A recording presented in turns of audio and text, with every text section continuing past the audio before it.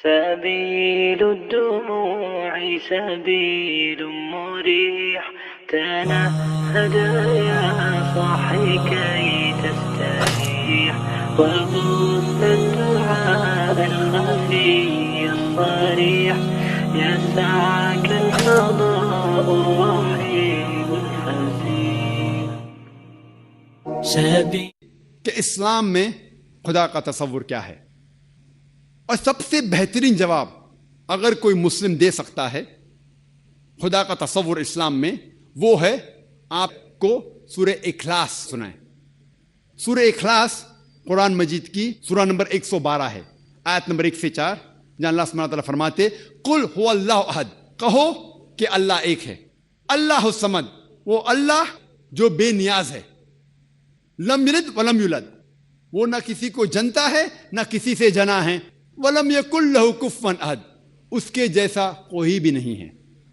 یہ اللہ سبحانہ و تعالیٰ کی تعریف ہے 4 لائنوں میں، 4 لائن کی تعریف ہے اللہ تعالیٰ کی۔ اگر کوئی بھی انسان کہتا ہے کہ وہ شخص خدا ہے، اور اگر وہ شخص اس 4 لائن کی تعریف میں اترتا ہے، تو ہم مسلمانوں کو کوئی گلا شکوہ نہیں اسے خدا تسلیم کرنے میں۔ 4 لائن، پہلا ہے قل هو اللہ احد، کہو کہ خدا ایک ہے۔ دوسرا اللہ الصمد، اللہ جو بے نیاز ہے، لم یلد ولم یولد، وہ نہ کسی کو جنتا ہے نہ کسی سے جنا ہے، ولم یکن لہ کفوا احد، اس کے جیسا کوئی بھی نہیں ہے، اس کا ہمسر کوئی بھی نہیں ہے۔ اسے کہتے ہیں ٹچ سٹون آف تھیولوجی، خدا کا تصور کی سب سے اہم definition, touch stone of theology. اگر آپ کوئی بھی خدا میں مانتے ہیں، آپ اس خدا کو اس سورہ اخلاص سے کمپیئر کرو۔ اس سورہ اخلاص کی اگر 4 لائن کی تعریف پہ اترتا ہے تو وہ صحیح خدا ہے، اگر نہیں اترتا ہے تو وہ صحیح نہیں ہے۔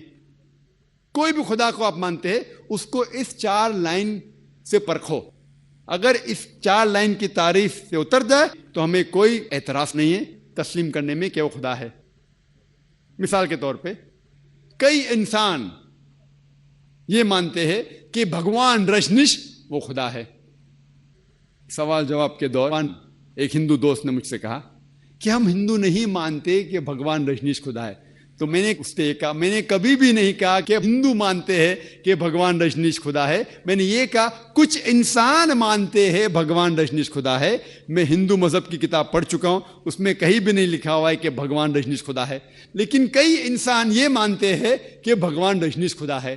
آؤ ہم یہ پرکھیں کہ بھگوان رجنیش سورہ اخلاص کے 4 لائن کی تعریف پہ اترتا ہے کہ نہیں۔ سب سے پہلا قل هو اللہ احد، کہو کہ اللہ ایک ہے۔ کیا بھگوان رجنیش ایک ہی ہے؟ کیا وہ ایک ہی انسان ہے جس نے خدا بننے کا دعویٰ کیا؟ سینکڑوں انسان نے، خصوصاً ہمارے اس دیش میں ہندوستان میں ہزاروں انسان کہتے ہیں کہ میں خدا ہوں، وہ صرف ایک ہی نہیں ہے۔ لیکن اگر کوئی رجنیش بھکت کہے گا نہیں وہ یونیک ہے، وہ علیحدہ ہے، ٹھیک ہے، ہم دوسرے لائن پہ جاتے ہیں، دوسرے پوائنٹ پہ جاتے ہیں۔ اللہ الصمد، اللہ جو بے نیاز ہے۔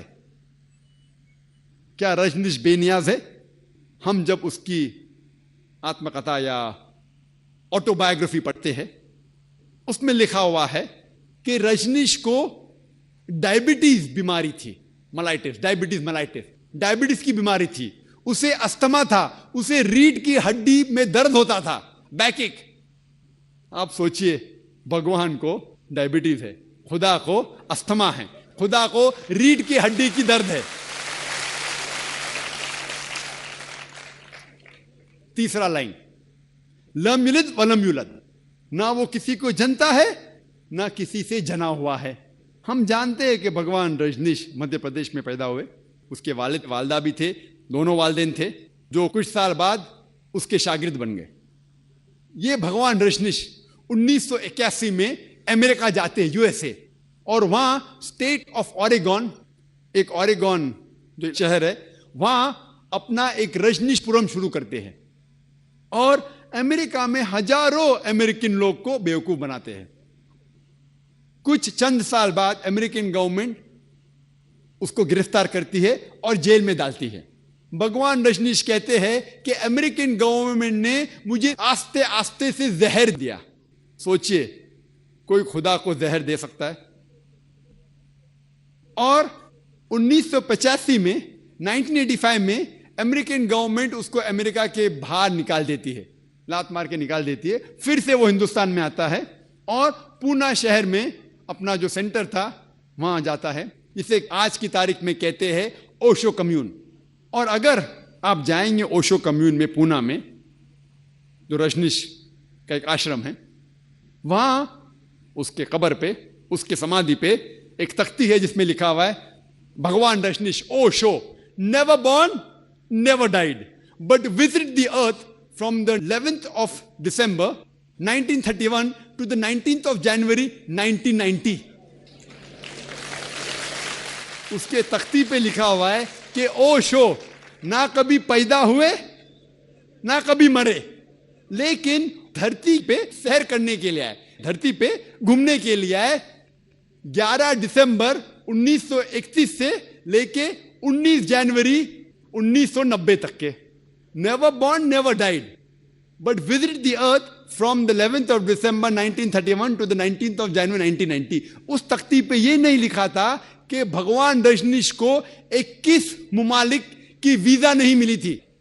بھگوان آ رہا ہے دھرتی کی سیر کرنے کے لیے اور اسے ویزا کی ضرورت ہوتی ہے. اسے 21 ممالک کی ویزا نہیں دی گئی تھی. He was not given visas to 21 different countries of the world. Imagine Almighty God coming and he requires visa to visit different parts of the world. اور آرک بشپ آف گریس کے پادری نے کہا کہ اگر آپ رجنیش کو اس دیش سے نکال نہیں دیں گے تو ہم اس کے گھر اور اس کے چیلوں کے گھر کو جلا دیں گے. اور جو آخری لائن ہے وَلَمْ يَكُنْ لَهُ كُفُوًا أَحَدٌ, اس کے جیسا کوئی بھی نہیں ہے, اس کا ہمسر کوئی بھی نہیں ہے. یہ تو صرف صحیح خدا کے علاوہ کوئی بھی نہیں پاس کر سکتا. آپ اگر اس خدا کے مقابلے میں کچھ بھی چیز اس دنیا میں مقابلہ کر سکتے ہیں تو وہ خدا ہی نہیں ہے. ہم جانتے ہیں کہ رجنیش عام انسان جیسے ایک ناک تھے, ایک منہ تھا, 2 آنکھ تھے, 2 ہاتھ تھے, سفید داڑھی تھی. اگر آپ کسی کے ساتھ خدا کا مقابلہ کر سکے تو وہ خدا ہی نہیں ہے. مثال کے طور پہ اگر کوئی شخص کہتا ہے کہ خدا 1000 گنا آرنلڈ شوارزنیگر سے طاقتور ہے. آرنلڈ شوارزنیگر کا نام سنے ہوں گے آپ نے. آرنلڈ شوارزنیگر جس کو لقب ملا ہے مسٹر یونیورس, سارے جہاں میں سب سے طاقتور انسان, اس کو ٹائٹل ملا تھا سب سے طاقتور انسان آرنلڈ شوارزنیگر. اگر کوئی شخص کہتا ہے کہ خدا 1000 گنا آرنلڈ شوارزنیگر سے زیادہ طاقتور ہے, آپ اگر خدا کا مقابلہ کسی سے بھی کر سکے, کس سے بھی کرتے ہیں, چاہے وہ آرنلڈ شوارزنیگر ہو, چاہے وہ دارا سنگھ ہو, یا چاہے کنگ کانگ ہو, چاہے 1000 گنا ہو, لاکھ گنا ہو, یا کروڑ گنا ہو, اگر آپ خدا کا مقابلہ کس سے بھی کر سکے اس دنیا میں, اس کا ہمسر کچھ بھی ہے, کس سے بھی آپ کمپیئر کر سکے تو وہ خدا ہی نہیں. وَلَمْ يَكُنْ لَهُ كُفُوًا أَحَدٌ. یہ 4 لائن کا ڈیفینیشن ہے سورہ اخلاص قرآن مجید میں خدا کی تعریف میں. اگر کوئی بھی شخص کہتا ہے کہ یہ خدا ہے, کوئی بھی انسان کہتا ہے کہ یہ خدا ہے, اگر اس 4 لائن کی تعریف میں اترتا ہے تو ہمیں اسے تسلیم کرنا چاہیے کہ وہ صحیح خدا ہے. ورنہ اللہ تعالیٰ فرماتے ہیں سورہ اسراء میں سورہ نمبر 17 آیت نمبر 110 میں قُلِ ادعُوا اللَّهَ أَوِ ادعُوا الرَّحْمَٰنَ أَيَّمَّا تَدْعُوا فَلَهُ الْأَسْمَاءُ الْحُسْنَىٰ. چاہے آپ کہو اسے رحمان, اللہ کو چاہے رحمان کہو یا اللہ کہو, کچھ بھی کہو لیکن اچھا نام کہو. اور اس کے کئی ایٹریبیوٹس ہے, اللہ سبحانہ و تعالیٰ کے کئی نام ہیں, لیکن وہ نام صحیح ہونا چاہیے اور ایک مینٹل پکچر نہیں ہونا چاہیے. آپ کو آپ کے ذہن میں عکس نہیں پیدا کرنا چاہیے. تقریباً 99 نام اللہ سبحانہ و تعالیٰ کے, الرحمن, الرحیم, الحکیم, most gracious, most merciful, most wise, no less than 99. اور سب سے اوپر اللہ. ہم مسلمان خدا کو عربی لفظ اللہ سے کیوں پکارتے؟ اس کی وجہ ہے ہم مسلمان اللہ سبحانہ و تعالیٰ کو اللہ لفظ سے کیوں پکارتے بنسبت انگلش ورڈ گاڈ سے. کیونکہ باقی جتنے لفظ ہے وہ زبان میں اس سے کھلواڑ کر سکتا ہے انسان. مثال کے طور پہ جو لوگ انگلش میں کہتے ہیں گاڈ یا خدا یا دیو، یہ جتنے الفاظ ہے اس سے ایک انسان کھیل سکتا ہے. مثال کے طور پہ گاڈ ہے، اگر آپ ایس لگائیں گے تو ہو جائے گا گاڈز، پلورل آف گاڈ. اللہ کا کوئی پلورل نہیں، کوئی جمع نہیں. اگر آپ ایس لگاتے گاڈ کو انگریزی میں تو گاڈز ہو جاتا ہے، خدا کی جمع. جو اسلام میں قل هو اللہ احد، اللہ ایک ہے. اگر آپ DESS جوڑتے ہیں گاڈ کو ہو جاتا ہے گاڈس، مطلب عورت خدا.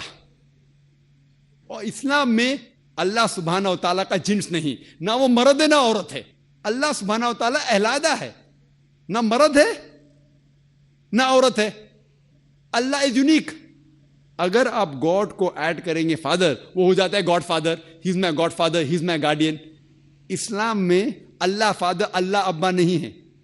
اگر آپ مدر جوڑتے گاڈ کو ہو جاتا ہے گاڈ مدر. اسلام میں اللہ مدر نہیں ہے. اسی لیے ہم مسلم خصوصاً اللہ کو اللہ سے پکارتے ہیں، دوسرے کوئی لفظ سے نہیں. کیونکہ دوسرے الفاظ جو ہے اس سے ایک انسان کھلواڑ کر سکتا ہے. مثال کے طور پہ دیو، دیو کو اگر کہے دیو، اگر ای لگا دیں گے تو دیوی ہو گیا. دیو نے مذکر، دو ہو گئے نا، دیو اور دیویا، فیمیل اینڈ میل. اسلام میں God is neither female neither male, نہ مرد نہ عورت ہے. دیوتاؤں یعنی بہت سے دیو ہو گئے. تو اسی لیے ہم مسلمان خصوصاً اللہ کو اللہ سے پکارتے ہیں. لیکن جب میں تقریر کرتا ہوں جو غیر مسلم کے سامنے جسے اللہ سبحانہ و تعالیٰ کے بارے میں صحیح علم نہیں ہے، تو میں لفظ گاڈ استعمال کرتا ہوں، لفظ خدا بھی استعمال کرتا ہوں جس طریقے سے آج کر رہا ہوں. لیکن میں یہ کہنا چاہتا ہوں کہ خدا یا گاڈ اللہ کا صحیح ترجمہ نہیں ہے. لوگ اسے نہیں سمجھتے، اسی لیے میں خدا کہہ رہا ہوں یا گاڈ کہہ رہا ہوں. لیکن صحیح معنی میں اللہ کا ترجمہ گاڈ بھی غلط ہے اور خدا بھی غلط ہے. اسی لیے ہم مسلمان اللہ کو عربی میں اللہ کہتے ہیں. ورنہ قرآن کیا آیت ہے؟ قل ادعوا اللہ عبد الرحمن ایما تدعوا فلہ الاسماء الحسنی. آپ چاہے اللہ کو رحمان کہو یا اللہ کہو، اس سے کچھ بھی کہو لیکن ایک اچھا نام دو. تو اس سے ہمیں پتہ چلتا ہے کہ اگر ہر انسان یہ مانے کہ ساری انسانیت کا خدا ایک ہے، رب ایک ہے، خالق ایک ہے، تو ہی ہم ایک بھائی چارہ، عالمی بھائی چارہ کے اوپر عمل کر سکتے ہیں. اور یہ عالمی بھائی چارہ کی بنیاد ہے فیتھ. اسے کہتے ہیں ایمان کا بھائی چارہ. اگر ہر انسان کو ایمان ہے کہ ہمارا رب ایک ہے، ہمارا خالق ایک ہے، ہمارا خدا ایک ہے، تو ہی ہم ایک عالمی بھائی چارہ کے اوپر عمل کر سکتے ہیں. اور یہ بھائی چارہ باقی سارے بھائی چاروں سے اونچا ہے، چاہے وہ خون کا بھائی چارہ ہو یا کوئی بھی بھائی چارہ ہو. اور یہ ایمان کا بھائی چارہ کہ رب ایک ہے، خالق ایک ہے، خدا ایک ہے اور اسی کی عبادت کرنا چاہیے، یہ بھائی چارہ صرف ہاریزونٹلی سارے دنیا میں نہیں پھیلتا، صرف دنیا کے لوگ جو جی رہے ہیں اس کے اندر نہیں، لیکن ورٹیکلی بھی، اوپر اور نیچے بھی. جو قوم، جو انسان پہلے بھی آ چکے دنیا میں اور جو ہمارے بعد آئیں گے ان کو بھی سمیٹتا ہے. تو یہ عالمی بھائی چارہ جو ایمان کی بنیاد پہ ہے کہ خالق ایک ہے، رب ایک ہے اور اسی کی عبادت کرنا چاہیے، جسے کہتے ہیں توحید اسلام میں، وہ بھائی چارہ نہ ہی سارے انسان جو آج موجود ہے ان کو سمیٹتا ہے، لیکن جو انسان پہلے جو گزرے اور جو آئیں گے ان کو بھی سمیٹتا ہے. اور یہ بھائی چارہ باقی سارے بھائی چاروں سے اونچا ہے، چاہے وہ خون کے رشتے کا بھائی چارہ ہو. اور اس میں کئی مثال ہے قرآن مجید میں. اللہ تعالیٰ فرماتے سورہ اسراء میں سورہ نمبر 17 آیت نمبر 23 اور 24 میں کہ اللہ کی عبادت کے بعد آپ کو اپنے والدین سے اچھا سلوک کرنا چاہیے، ان کی عزت کرنا چاہیے. اور کوئی بھی ایک یا دونوں اگر ضعیف ہو جائے، ان کی عمر زیادہ ہو جائے، ضعیف ہو جائے، تو ان کو اف تک مت کہو. آپ کے والد یا والدہ، ماں یا باپ، کوئی بھی ضعیف ہو جائے اف تک مت کہو. لیکن ان سے اچھا برتاؤ کرو، اچھا سلوک کرو، اور اللہ سبحانہ و تعالیٰ سے دعا کرو کہ ان پہ کرم کرو جس طریقے سے انہوں نے ہماری پرورش کی۔ والدین کی بہت عزت ہے قرآن میں، لیکن اس کے باوجود یہ لکھا ہوا ہے کہ اگر والدین اللہ کے خلاف ہے تو اس وقت لکھا ہے سورہ لقمان میں سورہ نمبر 31 آیت نمبر 15 میں کہ آپ والدین کی عزت کرو، لیکن اگر والدین جد و جہد کرے، زبردستی کرے آپ کو اس کی عبادت کرنے سے جو اللہ کے علاوہ کوئی اور ہے جس کا علم آپ کو نہیں ہے، تو آپ ان کی بات مت مانو، لیکن پھر بھی ان سے اچھا سلوک کرو، والدین کی عزت کرو، لیکن اگر وہ اللہ کے خلاف جائے تو اس وقت ان کی بات مت مانو، لیکن پھر بھی ان کی عزت کرو، ان سے اچھا سلوک کرو۔ اور کئی مثال ہے قرآن مجید میں، جو نبیوں کی مثال ہے، کئی رسول کی مثال ہے۔ مثال کے طور پہ قرآن میں ذکر ہے سورہ ہود میں سورہ نمبر 11 آیت نمبر 45 to 47، اس میں نوح علیہ السلام کا ذکر ہے، اور ہم جانتے ہیں پروفٹ نوح پیس بی اپون ہم، نوح علیہ السلام کا ذکر اکثر لوگ جانتے ہیں کہ اللہ سبحانہ و تعالیٰ نے ان کو وحی نازل کی تھی کہ ایک بارش ہوئیں گی، فلڈ آئیں گا، اسی لیے ایک کشتی بناؤ، ایک آگ بناؤ، اور نوح علیہ السلام نے ایک کشتی بنائی۔ لیکن نوح علیہ السلام اللہ سبحانہ و تعالیٰ سے دعا کرتے کہ آپ میرے فیملی ممبرز کو، میرے جو گھر کے لوگ ہیں ان کو آپ بچائیں گے، اور اللہ تعالیٰ وعدہ کرتے کہ میں آپ کے فیملی ممبرز کو، آپ کے گھر کے لوگ کو بچاؤں گا۔ اور پھر نوح علیہ السلام ایک بڑی کشتی بناتے، کچھ لوگ ان کے اوپر یقین کرتے، اکثر لوگ یقین نہیں کرتے، اور ان میں سے ایک ہوتا ہے ان کا بیٹا جو کہتا ہے کہ بارش کیسے ہو سکتی ادھر، وہ کہتا ہے اگر بارش آئیں گی تو میں ایک پہاڑ کی اونچی چوٹی پہ جا کے چڑھ جاؤں گا۔ وہ نوح علیہ السلام کی بات نہیں مانتا، اپنے والد کی بات نہیں مانتا۔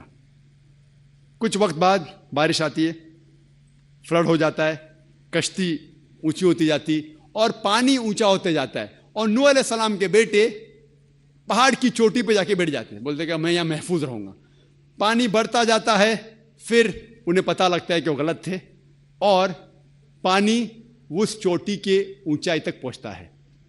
وہاں جب نوح علیہ السلام کے بیٹے پکارتے مدد کے لیے اپنے والد سے کہ مجھے بچاؤ، تو نوح علیہ السلام اللہ سے فرمائش کرتے کہ آپ نے تو وعدہ کیا تھا مجھے کہ آپ میرے فیملی کے لوگ کو بچائیں گے، آپ میرے فیملی ممبرز کو بچائیں گے۔ تو اللہ تعالیٰ آیت نازل کرتے ہیں کہ آپ کا بیٹا آپ کے فیملی میں سے نہیں ہے، آپ کا بیٹا آپ کا فیملی ممبر نہیں ہے۔ مطلب یہ ایمان کا بھائی چارہ خون کے بھائی چارے سے کہیں اونچا ہے۔ اور نوح علیہ السلام کا بیٹا ڈوب جاتا ہے۔ اسی طریقے سے ذکر ہے قرآن مجید میں سورہ توبہ سورہ نمبر 9 آیت نمبر 114 میں کہ ابراہیم علیہ السلام اپنے والد جو بت پرست کرتے تھے ان کے خلاف جاتے ہیں، تو ان کے والد ان کو گھر سے نکال دیتے، پھر بھی وہ ان کی عزت کرتے، لیکن کہتے وہ غلط تھے، وہ گھر سے باہر چلے جاتے۔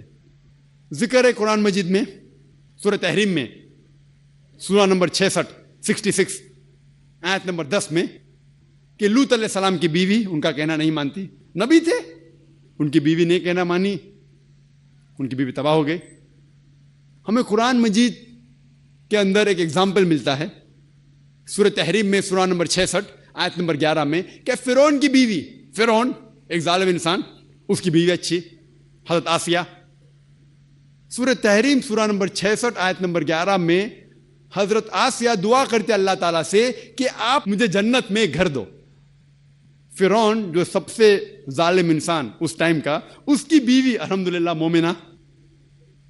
تو آپ دیکھیں گے کہ قرآن مجید میں کئی ایگزامپل دیے گئے ہیں، اور یہ بھائی چارہ جو ایمان کا بھائی چارہ ہے کہ خدا اللہ ایک ہے، رب ایک ہے، خالق ایک ہے سارے انسانیت کا، صرف اسی کی عبادت کرنا چاہیے، وہ بھائی چارہ باقی سب بھائی چارے سے اونچا ہے، اور صرف یہی ایک نقطہ ہے جس کے وجہ سے ساری دنیا کے انسان ایک ہو سکتے ہیں اور ایک بھائی چارے کے اندر آ سکتے ہیں۔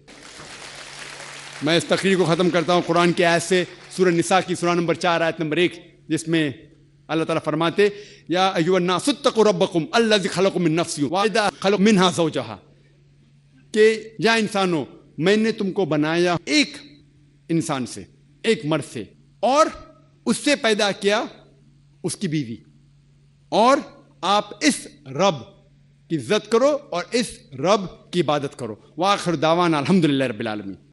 اللہ کے دین کی دعوت اور لوگوں تک پہنچانے کے لیے اس ویڈیو کو ضرور لائک، شیئر، کمنٹ اور سبسکرائب کریں۔